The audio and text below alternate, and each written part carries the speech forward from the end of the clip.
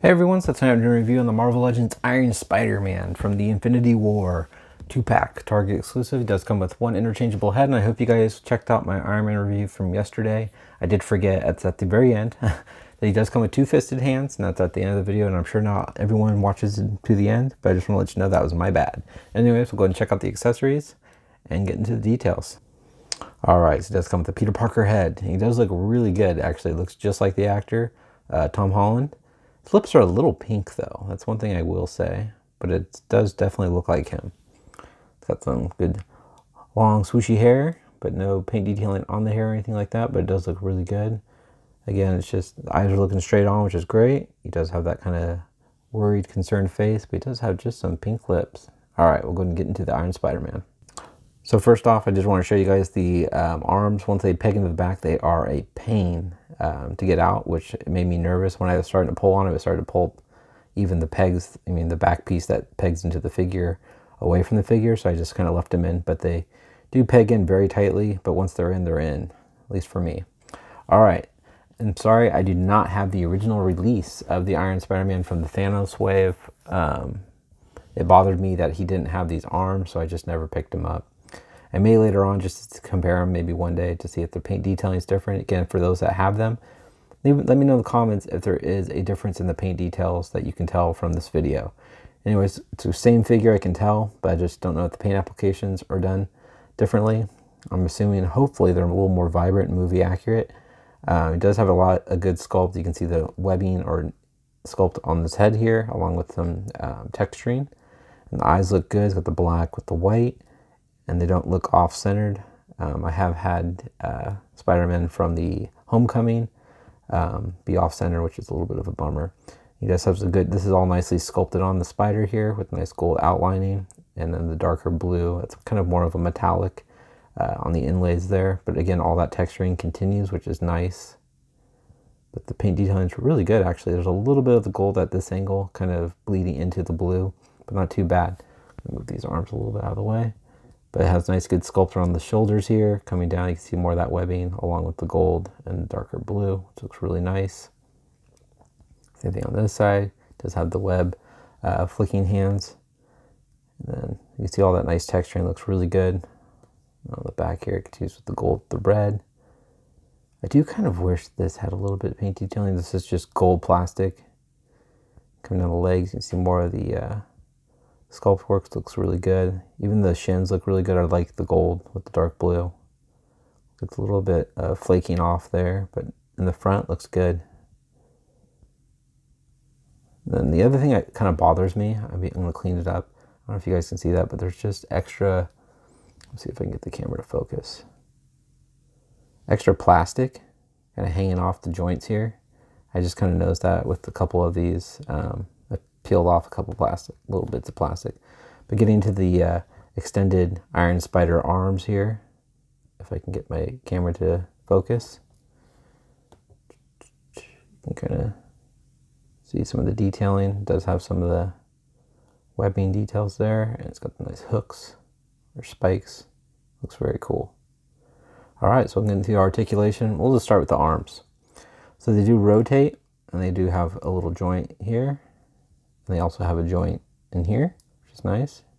They also rotate, and then it has another joint up here. So you get 3 joints, which is really cool. So you can get a ton of different poses.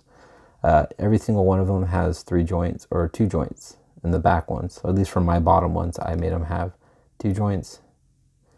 Or I made these ones be the 2 jointed ones. They seem to peg in better, so I'm sure I didn't see any instructions in the book. In the box. Man, I cannot talk tonight. But yeah, so I have 3 joints on top and the 2 on the bottom. Anyway, looks up. Nice. And it looks down, left and right, and ball joints. Rock side to side a little bit. It does have the armpit joint. It's really stuck on mine. And it moves out. There it goes. Armpit joint. It moves. Kind of gets hindered a little bit right here. It tends to bump into that. It does have ball joints in the shoulders, move out, forward, and back. Upper bicep swivel, double jointed elbows, wrist rotation, also a hinge at the wrist. It does have a nice ab crunch. And slides back. I love that clicking noise. Does the waist swivel. Kicks up pretty good. Upper thigh swivel, double jointed knees. No boot rotation. Ankles move down, they move up, and they rock side to side. It's a pretty solid ankle joint. They're not too loose like the Iron Man. It's a little easier to move them back and forth, but overall it's not too bad. And Pickles bomb his feet. All right, I'll show you guys how tall Iron Spider-Man is. All right, so Iron Spider-Man stands a little over, right at 6 inches tall. And then just do a quick comparison. I'll show you guys the Iron Spider-Man Peter Parker head along with the Homecoming Wave Peter Parker head. All right, so we have Iron Spider-Man. Here's the 2-pack with Iron Man Peter Parker head. So you can just kind of see the similarities and differences. Which do you guys prefer, a clean cut or kind of longer hair? But you definitely see how the lips here are more flesh tone, where these ones are just pink to me. But yeah, you guys can kind of see. I definitely think this one looks like sculpt-wise like Tom Holland. I don't know. What do you guys think? All right, we'll get in the comparisons of the Spider-Man. I figured since I can't show you guys the other Iron Spider-Man from, you know, the first Thanos wave, I thought, why not? Here's the bringing the other Spider-Man from the past movie.